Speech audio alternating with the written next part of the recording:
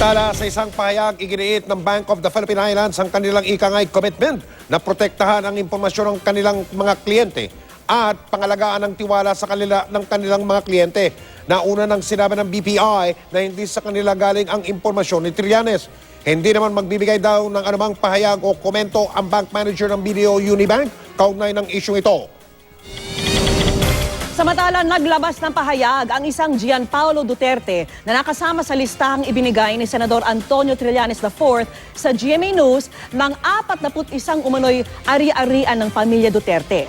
Ayon kay Gianpaolo, tubong Cebu raw ang kanilang pamilya at wala pa siyang nakikitang koneksyon kay Mayor Rodrigo Duterte kung magkakamag-anak man sila. Isang dentista si Gianpaolo at sa pamamagitan daw ng kanyang propesyon, nakakuha siya ng loan sa BPI upang bilhin ang kanyang property sa Cagayan de Oro na tinukoy ng GMA News batay sa listahan ni Trillanes.